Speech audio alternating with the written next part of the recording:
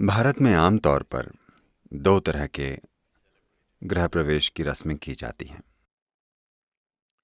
जब एक लड़की की शादी होती है तब वह गृह प्रवेश करती है, यानी वो अपने पति के घर में प्रवेश करती है। ये एक बड़ी चीज है। अब ऐसा नहीं होता क्योंकि वे पहले ही साथ रहने लगे हैं। पहले बड़ा आयोजन होता था और उन्होंने इसे एक बहुत पवित्र प्रक्रिया बनाया था। क्योंकि एक तो ये कि आपके घर में जिस तरह की महिला आती है उससे आपके जीवन की प्रकृति तय होती है, और आप कैसे बच्चे पैदा करते हैं, आपका भविष्य, आपकी संतान, वे कैसे रहते हैं, ये सब कुछ इससे तय होता है कि किस किस्म की महिला आती है। वो एक चीज है। दूसरी चीज ये है कि वो कैसे प्रवेश करती है, वो भी चीजें तय करता है। वो जैसी भी हो, पर वो कैसे प्रवेश करती है ये बहुत महत्वपूर्ण है। तो वे चाहते थे कि वो घर में पूरे सम्मान के साथ सबसे शुभ घड़ी में प्रवेश करे, क्योंकि ये बहुत महत्वपूर्ण है कि वो उस घर में प्रेम से प्रवेश करे। ये बहुत जरूरी है कि वो उस घर के प्रति पूरी तरह से समर्पित होने की इच्छा से प्रवेश करे। अगर वो अपने मन में, अपने दिल में कोई और चीज लेकर आती है तो वो उस परिवार को लाखों अलग तरीकों से बर्बाद कर सकती है। वो गलत तरह के बच्चे पैदा कर सकती है। लोग ये चीजें जानते हैं कि अगर वो घर में एक खास तरह की भावना के साथ प्रवेश करती है तो कल जब वो गर्भ धारण करेगी तो वो गलत तरह के जीवन को आकर्षित करेगी और गलत तरह के बच्चे पैदा करेगी, जिससे आपको जीवन भर कष्ट पहुंचेगा, है ना? अगर कोई बच्चा आपके घर में आता है तो वो भयंकर परेशानी पैदा कर सकता है, नहीं? आपको ऐसा नहीं लगता?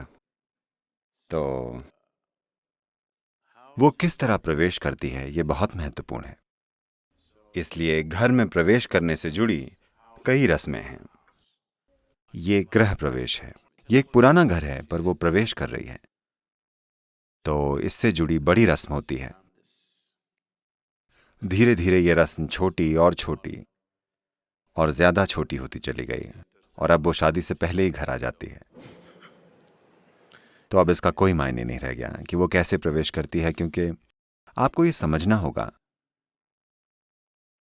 आज शादी मतलब है कि आप सोचते हैं कि दो लोगों के बीच थोड़ा सा रोमांस, पर पहले वे इसे ऐसे नहीं देखते थे।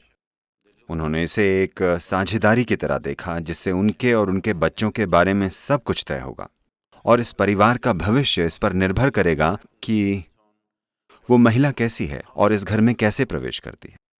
तो उन्होंने उन्होंने पूरा ध्यान रखा कि वो घर में सही तरीके से प्रवेश करे। दूसरी तरह का गृह प्रवेश तब होता है जब आपने नया घर बनाया हो और आपका परिवार उस घर में रहना शुरू करना चाहता है। So, you want the house to be in the right kind of condition for you to move in. तो आप चाहते हैं कि घर में आपके प्रवेश करने से पहले वो सही स्थिति में हो। घर का डिजाइन, घर की सुंदरता, किस तरह का पेंट हो, किस तरह का ये हो वो हो, ये सब अलग चीजें हैं, वो भी महत्वपूर्ण है। पर उस जगह की ऊर्जा कैसी है ये बहुत ज्यादा महत्वपूर्ण है। तो इससे पहले कि आप वहां रहें, कोई भी ऐसे घर में कभी नहीं सोता था जिसे पवित्र न किया गया हो। तो यह स्थान की प्राण प्रतिष्ठा करने का एक छोटा रूप है। घर में रहने से पहले घर को, उस स्थान को प्राण प्रतिष्ठा द्वारा पवित्र किया जाना चाहिए, वरना लोग वहां जाकर नहीं रहेंगे। ये सभी चीजें जो की जाती थीं वो मुख्य रूप से जीवन ऊर्जा का एक उन्नत रूप बनाने के लिए की जाती थीं, ताकि वहां रहने वाले लोग स्वाभाविक रूप से खुशहाली की ओर बढ़ें। और ये समझ कि किसी भी इंसान को अप्रतिष्ठित स्थान में नहीं रहना चाहिए, एक ऐसी चीज है जो इस संस्कृति में गहरी बैठी हुई है।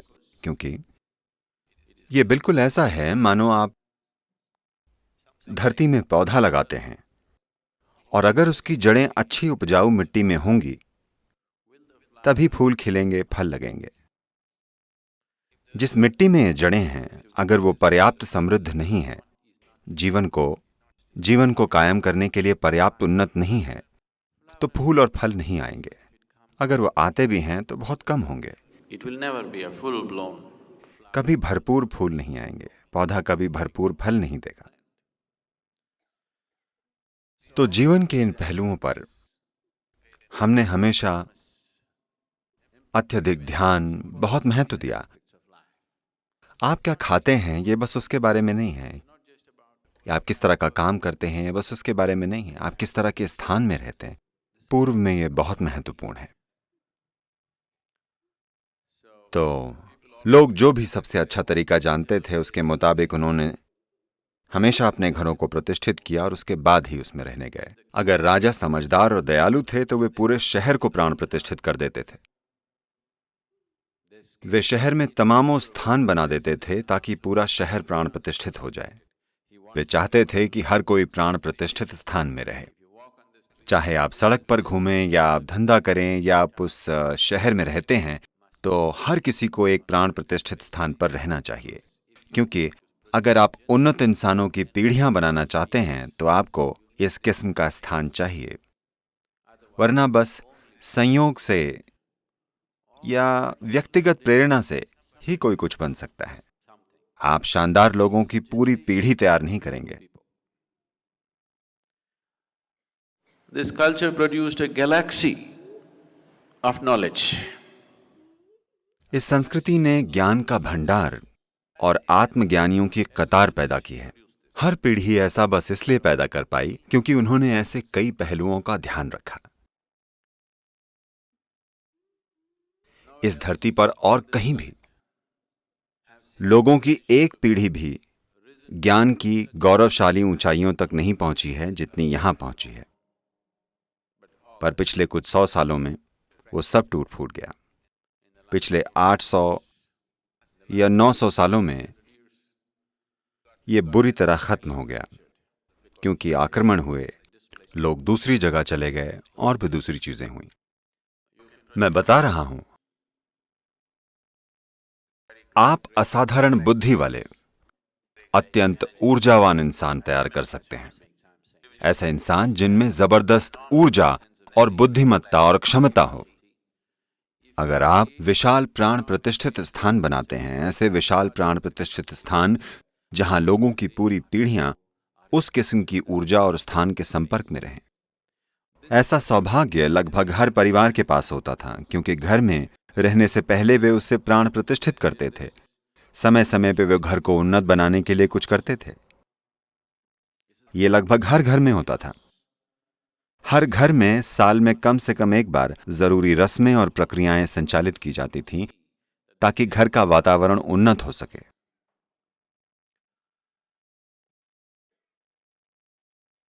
ये एक बुनियादी समझ थी, या एक जरूरी समझ थी कि इंसान को उसकी पूरी क्षमता तक विकसित करने के लिए जरूरी माहौल कैसे तैयार करें।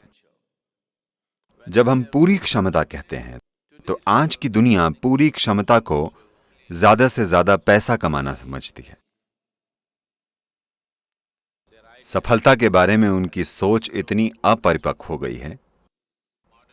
सफलता की आधुनिक सोच दुर्भाग्य से बहुत प्रारंभिक और घटिया है। आप सामाजिक सीढ़ी में कितने ऊपर तक चढ़ सकते हैं, आपने कितने पैसे कमाए हैं, सफलता की पूरी सोच बस इतनी है।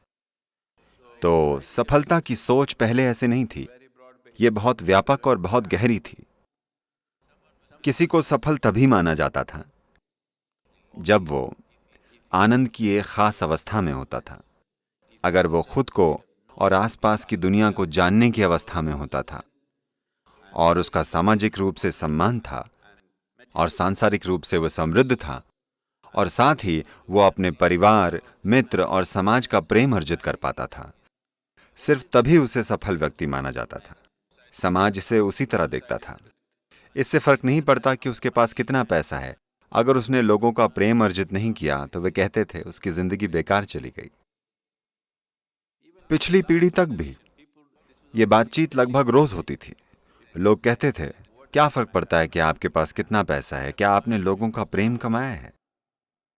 क्या आपका परिवार आपसे प्रेम करता है? क्या आपके आसपास रहने वाले लोग आपसे प्रेम करते हैं? क्या दूसरे लोग आपको प्रेम देते हैं या नहीं? यही सबसे महत्वपूर्ण चीज है। ये कोई फिलॉसफी नहीं है। दुनिया में ये एक आम चीज थी जिसे हमने समाज में 30 से 40 सालों में काफी हद तक उखाड़ फेंका है। You know, तो गृह प्रवेश बस यही था कि आप इस पौधे के विकास के लिए सही किस्म की मिट्टी बनाना चाहते हैं ताकि वो फूले फले, अगर उसे ठीक से किया जाता है।